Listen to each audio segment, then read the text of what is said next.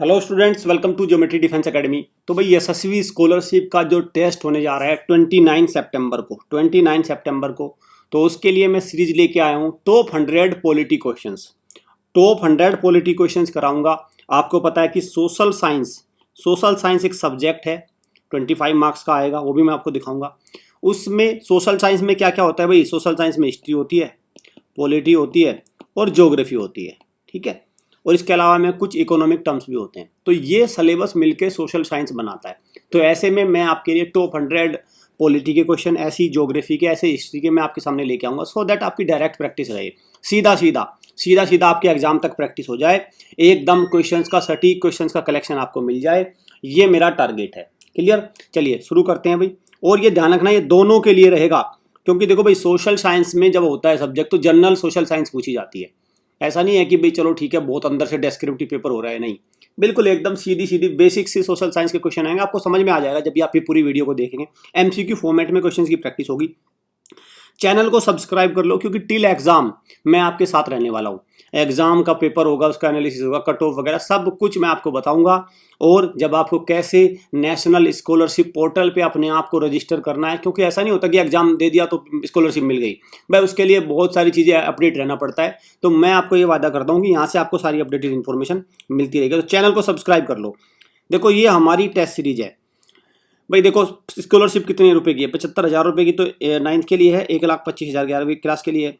तो ऐसे में अगर 299 रुपये, 499 रुपये और 699 रुपये लगा के आपके एग्जाम में, यहाँ से मैं ज़्यादा नहीं कह रहा, 4 क्वेश्चन भी आते हों तो ये अपॉर्चुनिटी आपको ले लेनी चाहिए, क्योंकि एक एक नंबर से रह जाता है। फिर पता चला 4-5 नंबर से आपके कट ऑफ से रह गया, ज़्यादा नहीं रहते बच्चे। अगर आप कोई भी पेपर देने जाओ तो कितने नंबर से फेल होते हैं? 2 नंबर से, कोई 1 नंबर से, कोई 5 नंबर से, यही तो फेल होते हैं।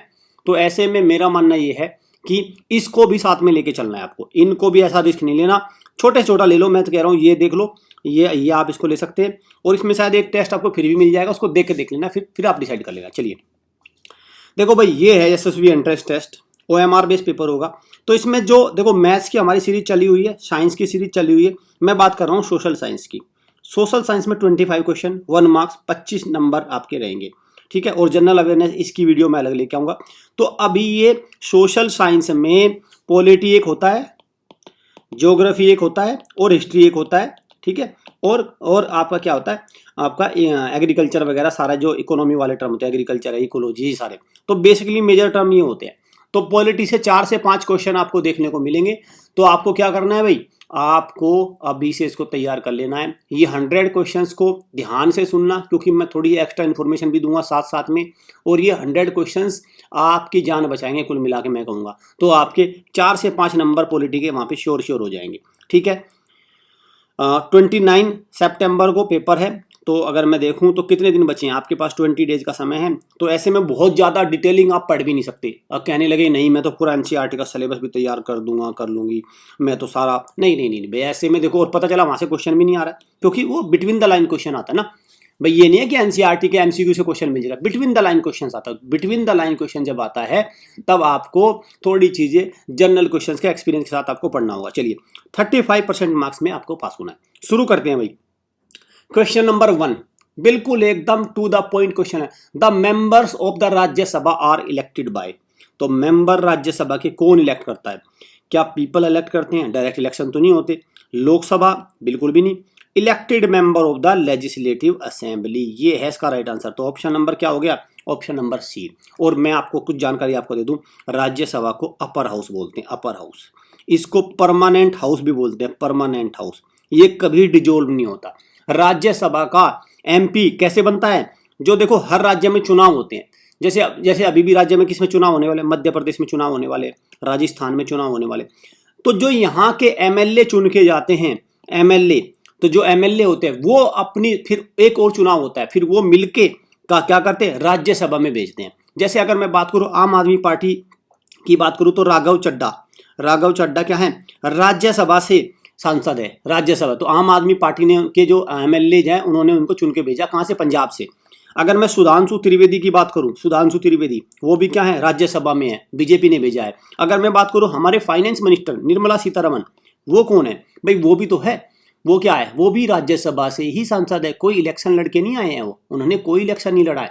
ठीक है, तो ऐसे में आपको ध्यान रखना है कि राज्यसभा के चुनाव डायरेक्ट नहीं होते, जो एमएलए होते हैं वो उनको चुन के भेजते हैं। क्लियर, यहाँ तक बात क्लियर हो गई। साथ में राज्यसभा का जो एमपी होता है, सांसद होता है, उसको बनने के लिए कितनी उम्र चाहिए, ये इंपॉर्टेंट है भाई, दैट इज 30 ईयर्स, 30 ईयर्स होनी चाहिए। ठीक है, क्लियर। और राज्यसभा के अभी जो आपका चेयरमैन एक्स ऑफिशियो जो वाइस प्रेसिडेंट होते हैं, जो राज्यसभा के चेयरमैन भी होते हैं, तो कौन है वो है जगदीप धनखड़। जगदीप धनखड़ अभी राज्यसभा के चेयरमैन हैं। तो ये सारी चीजें आपको ध्यान रखना है। क्लियर, चलिए नेक्स्ट क्वेश्चन की तरफ। ये लेजिस्लेटिव काउंसिल क्या है, देखो जैसे लोकसभा, जैसे हमारे सेंट्रल गवर्नमेंट में लोकसभा और राज्यसभा है, ऐसे ही किसी स्टेट लेवल पे भी लोकसभा राज्यसभा टाइप के होते हैं, जिसको बोलते हैं लेजिस्लेटिव काउंसिल और लेजिस्लेटिव असेंबली। ठीक, विधानसभा और this is Vidhan Sabha, this is Vidhan Parishad. मुझे लगता है कुछ क्लियर होगा, मुझे नहीं पता कितना क्लियर होगा, लेकिन कुछ तो समझ में आएगा। चलिए आगे चलते हैं भाई नेक्स्ट क्वेश्चन की तरफ। द प्रेजेंट लोकसभा, तो जो अभी ये लोकसभा चल रही है, अभी इलेक्शन होंगे अप्रैल में, तो लेकिन अभी जो चल रही है ये कौन से नंबर की लोकसभा है, तो ये कौन से नंबर की लोकसभा है, ये है भाई 17वें नंबर की लोकसभा, 17वें नंबर की लोकसभा है ये। क्लियर, चलिए नेक्स्ट क्वेश्चन की तरफ चलते हैं। और लोकसभा को हम लोअर हाउस बोलते हैं। हर 5 साल में इलेक्शन होते हैं। पहली लोकसभा 1951-52 में चली थी। और लोकसभा के भी एक स्पीकर होते हैं, जो अभी कौन है, ओम बिरला। अभी स्पीकर कौन है, ओम बिरला। और पहले स्पीकर कौन थे लोकसभा, तो जीवी मालवांकर। जीवी मालवांकर जब लोकसभा बनी थी तो पहले स्पीकर थे। क्लियर, इस बात को जाना। और पहली महिला स्पीकर मीरा कुमार बनी थी पहली लोकसभा की महिला स्पीकर। चलें, वो among the following the supreme commander of Indian arm force. देखो हमारे 3 आर्मी है बेसिकली, तो इंडियन नेवी, आर्मी, एयरफोर्स, इनका एक सुप्रीम कमांडर भी होता है। मैं सीडीएस की बात नहीं कर रहा हूँ, चीफ ऑफ डिफेंस स्टाफ की बात नहीं कर रहा हूँ, वो तो तालमेल बैठाता है इनके बीच में, वो नहीं है। लेकिन इनका तीनों का सुप्रीम कमांडर है, तो कौन है भाई, वो है प्रेसिडेंट ऑफ इंडिया। कौन है, प्रेसिडेंट ऑफ इंडिया। और अभी कौन है, द्रौपदी मुर्मू हमारी प्रेसिडेंट ऑफ इंडिया है, द्रौपदी मुर्मू। वाइस प्रेसिडेंट कौन है, जगदीप धनखड़। वाइस प्रेसिडेंट कौन है, जगदीप धनखड़। प्राइम मिनिस्टर कौन है भाई, नरेंद्र मोदी। और डिफेंस मिनिस्टर कौन है, डिफेंस मिनिस्टर है आपका राजनाथ सिंह। राजनाथ सिंह है डिफेंस मिनिस्टर। होम मिनिस्टर कौन है, अमित शाह। क्योंकि पॉलिटी की बात कर रहा हूं तो कैबिनेट मिनिस्टर का मिलान करके क्वेश्चन आ जाएगा, मिलान के क्वेश्चन बहुत आते हैं इसमें। तो राइट आंसर क्या है, ऑप्शन नंबर ए। चले, who is the agriculture minister of India, तो एग्रीकल्चर मिनिस्टर कौन है, नरेंद्र सिंह तोमर। राइट आंसर क्या है, option number A, Narendra. Rajnath Singh मैं बता चुका हूं डिफेंस मिनिस्टर है अभी। अर्जुन मुंडा ट्राइबल मिनिस्टर है, चले। On which date the constitution of India was adopted. Very important, very ध्यान से क्वेश्चन को पढ़ना। 2 तरह की लैंग्वेज में आता है क्वेश्चन। एक आता है अडॉप्टेड, कब अंगीकृत हुआ और कब लागू हुआ। केम इनटू फोर्स मतलब लागू हुआ, फोर्स। जब ये देखने को मिले तो आपको ध्यान रखना केम इनटू फोर्स पूछा है या अडॉप्टेड पूछा है। अगर अडॉप्टेड पूछा है तो ये होगा 26 नवंबर 1949। 26 नवंबर 1949। और इसी दिन को मनाते हैं हम, 26 नवंबर को क्या मनाते हैं हम, कॉन्स्टिट्यूशन डे। संविधान दिवस किस दिवस को मनाते हैं, 26 नवंबर को। हालांकि इस दिन हम नेशनल मिल्क डे भी मनाते हैं, राष्ट्रीय दुग्ध दिवस भी मनाते हैं। साथ में अगर आ जाए केम इनटू फोर्स, तो केम इनटू फोर्स होगा 26 जनवरी 1950। लागू कब हुआ, तो संविधान लागू हुआ 26 जनवरी 1950। ध्यान से क्वेश्चन को मार्क करना, वहां से देख के अच्छे से। Who wrote our national song, हमारा राष्ट्रीय सॉन्ग है भाई। 2 चीजें हैं देखो, नेशनल सॉन्ग और नेशनल एंथम। राष्ट्रीय ज्ञान है, ठीक है, राष्ट्रीय गान और राष्ट्रीय गीत। ठीक, राष्ट्रीय गान किसने लिखा, तो राष्ट्रीय गान का तो आ जाता है ये आंसर, नेशनल एंथम। लेकिन राष्ट्रीय गीत है तो क्या आंसर हो जाएगा, बंकिम चंद्र चट्टोपाध्याय या चटर्जी, इन्होंने लिखा हमारा। और क्या नाम है, वंदे मातरम। क्या नाम है, वंदे मातरम।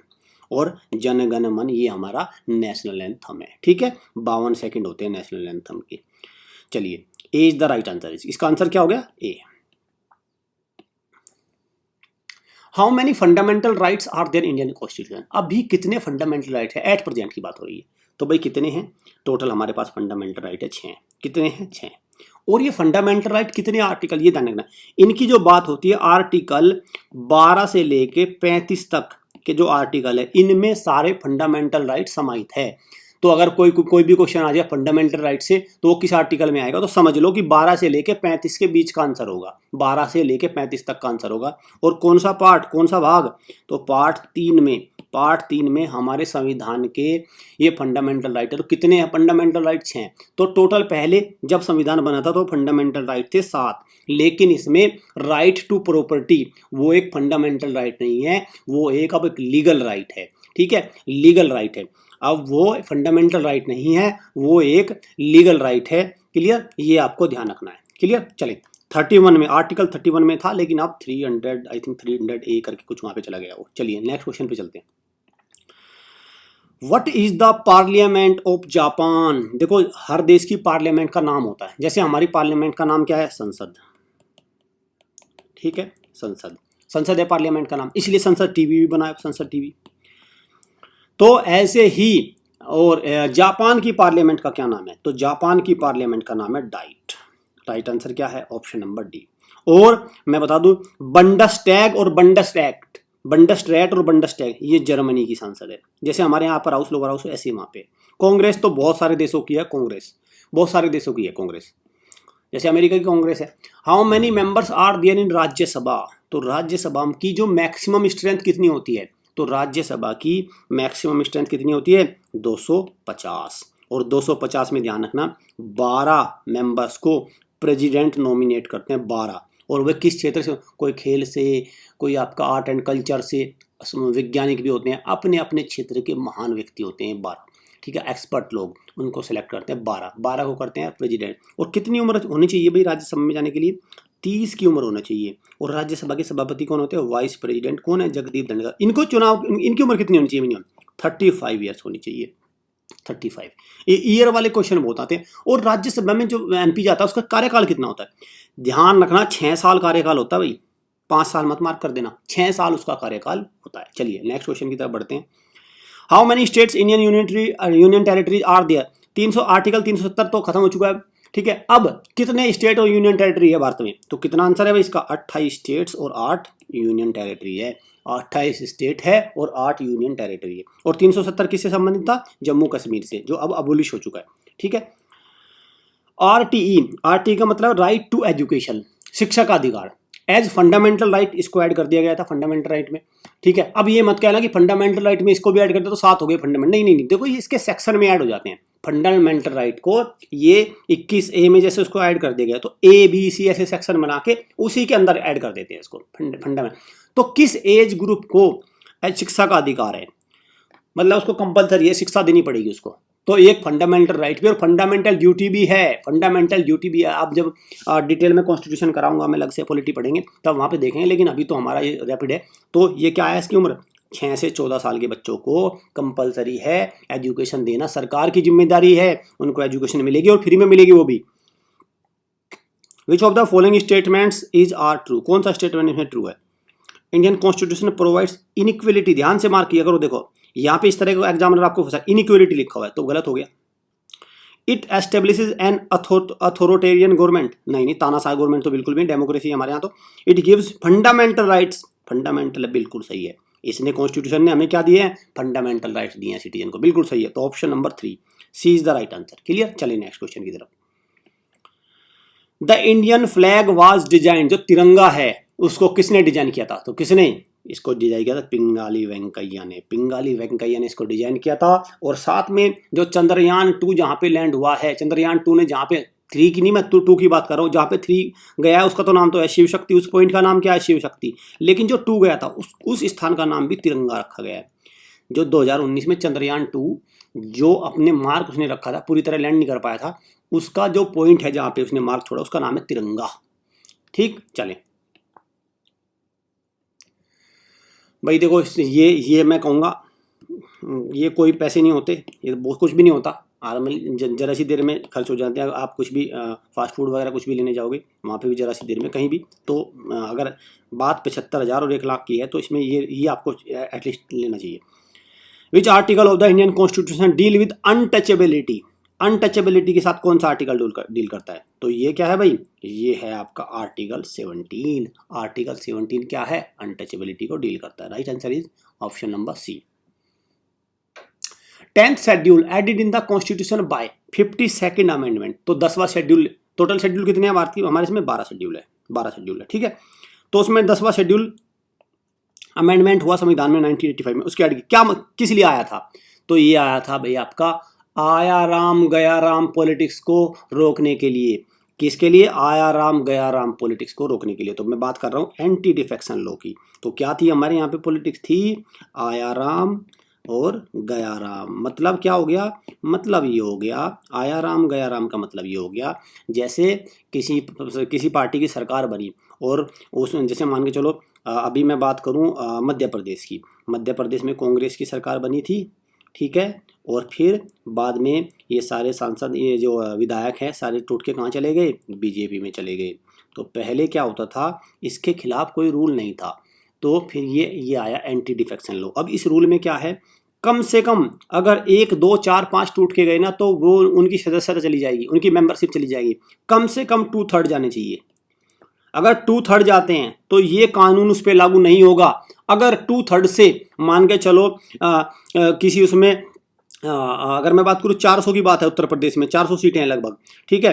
तो 400 का मतलब क्या हो गया? लगभग कितना हो जाएगा भैया? ये आपका हो जाएगा लगभग 200 प्लस, ठीक है। 200 प्लस, 200 के आसपास इसमें जाने चाहिए विधायक, तभी होगा। नहीं तो अगर उससे एक भी नीचे गए तो सबकी सदस्यता चली जाएगी, खारिज हो जाएगी सदस्यता, ठीक है। तो ये समझो इसको। चलिए नेक्स्ट क्वेश्चन की तरफ चलते हैं। Option C is the right answer. Who is the chief law officer of India? ये चीफ लॉ ऑफिसर क्या होता है? देखो, जैसे मान के चलो आपके साथ कोई दिक्कत हो जाए और आपको कानूनी कार्रवाई करनी है, तो आप अपना एक वकील कर लेते हैं। वो वकील क्या करता है? आपके खिलाफ आपके लिए केस लड़ता है, आपको कोर्ट में रिप्रेजेंट करता है। ऐसे ही भारत सरकार को सुप्रीम कोर्ट में कौन रिप्रेजेंट करेगा? तो वो है चीफ लॉ ऑफिसर, मतलब सेंट्रल गवर्नमेंट का, केंद्रीय सरकार का वकील। तो कौन है? Attorney general of India. Right answer क्या है? अटॉर्नी जनरल ऑफ इंडिया, ठीक। फिर ये क्या है? Solicitor general of India. भाई ये है आपका इसका वाइस, मतलब मान के चलो इनकी तबीयत खराब है, ये प्रेजेंट नहीं हो पा रहे, तो ये सॉलिसिटर जिनका वाइस हो गया, ठीक है, क्लियर। और कंप्ट्रोलर ऑडिटर जनरल क्या है?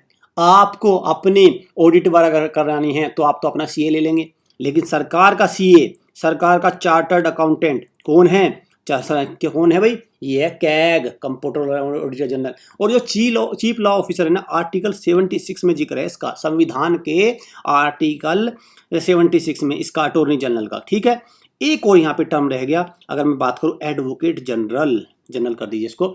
ये क्या है भाई? ये है राज्य लेवल पे। देखो केंद्र सरकार का तो ये हो गया, राज्य का कौन हुआ? तो राज्य का हुआ एडवोकेट जनरल। तो राज्य का वकील कौन हुआ? एडवोकेट जनरल, ठीक। मुझे लगता है अब ये सारे टर्म आपको क्लियर होंगे, अब कोई डाउट नहीं होना चाहिए। चलिए, what is the minimum age to contest in the assembly election? Assembly election में आपको विधायक बनने के लिए, असेंबली इलेक्शन क्या होता है? विधायक बनते हैं असेंबली, तो कितनी होनी चाहिए? तो कितनी होनी चाहिए भैया? आपका 25 साल आपकी उम्र कम से कम होना चाहिए। लोकसभा में एमपी बनने के लिए और विधानसभा में एमपी बनने के लिए, एमएलए बनने के लिए। विधानसभा में एमएलए बनते हैं, ध्यान रखना, जब भी राज्य के चुनाव होंगे, किसी भी राज्य के, तो वहां पे चुनाव होंगे एमएलए, मेंबर ऑफ लेजिस्लेटिव। और जब भी लोकसभा के चुनाव होंगे या राज्यसभा के, तो राज्यसभा में भी इलेक्ट हो, तो वहां पे बनते हैं एमपी, ठीक, member of parliament, member of legislative assembly. तो इसलिए असेंबली लिखा। तो कितनी उम्र होनी चाहिए? 25 साल। तो बेसिकली ये समझो, किसी भी राज्य के मुख्यमंत्री को बनने के लिए उसको एमएलए का चुनाव लड़ना होगा, ठीक भाई। जो भी मुख्यमंत्री बनेगा, एमएलए का चुनाव, अगर मान के चलो कोई एमएलए का चुनाव हार जाता है, जैसे ममता बनर्जी हार गई थी, तो उनको 6 महीने के अंदर दोबारा से चुनाव लड़ना होगा, जीतना होगा। और नहीं तो हर एक राज्य में 2-2 हाउस होते हैं, तो वहां से लेजिस्लेटिव काउंसिल से उसको बनना होगा, ठीक है। थोड़ी थोड़ी मैं बातें आपको समझाने की कोशिश करूंगा, मेरी कोशिश यही है भाई। जो इलेक्शन लड़ने वोटिंग राइट, ठीक है, जो वोट डालने का अधिकार था, वो कितना कर दिया था? वो 21 से लेकर 18 हो गया था। पहले 21 साल की उम्र का व्यक्ति वोट डाल सकता था, लेकिन अब 18 का डालता है। तो 61वां संविधान संशोधन आया था, 61वां, ठीक है। चलो इसको बाद में देख लेंगे। वो द मिनिस्टर ऑफ रेलवेज, अभी मिनिस्टर ऑफ रेलवे कौन है? अश्विनी वैष्णव। कैबिनेट मिनिस्टर से क्वेश्चन बनेंगे भाई, सीधे ध्यान रखना, क्लियर। चलिए option number D, next question की तरफ बढ़ते हैं। व्हाट इज द रेशो है of the width to the length of the national flag? तो हमारा राष्ट्रीय जो झंडा है उसका लेंथ, देखो ये भाई, ये विड्थ हो गई और ये लेंथ, तो ये रेशो कितना है? ये 2 है, ये 3 है। तो राइट आंसर क्या है? यहाँ ध्यान से मार्क करना, विड्थ टू लेंथ पूछा है तो 2:3।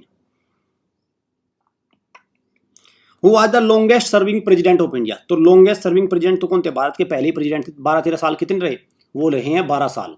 50 से लेके 62 तक रहे हैं, 1950 से लेके 62 तक रहे हैं प्रेसिडेंट। कौन, राजेंद्र प्रसाद।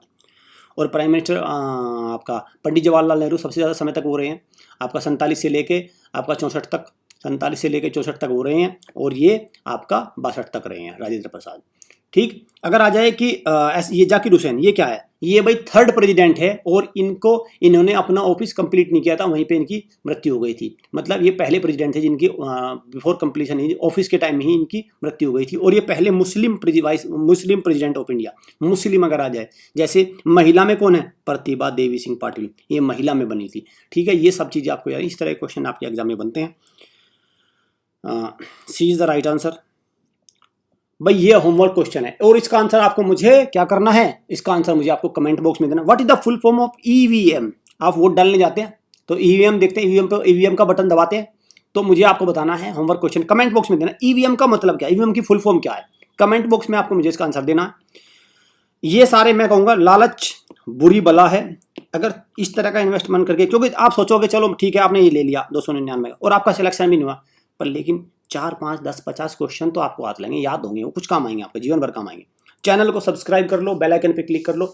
मैं पूरे के पूरे आपको इस तरह के ही सोशल साइंस को कवर करूंगा, और टॉप 100 पॉलिटिक्स क्वेश्चन का मतलब है लगभग मैं सारे क्वेश्चन कवर करने की कोशिश करूंगा।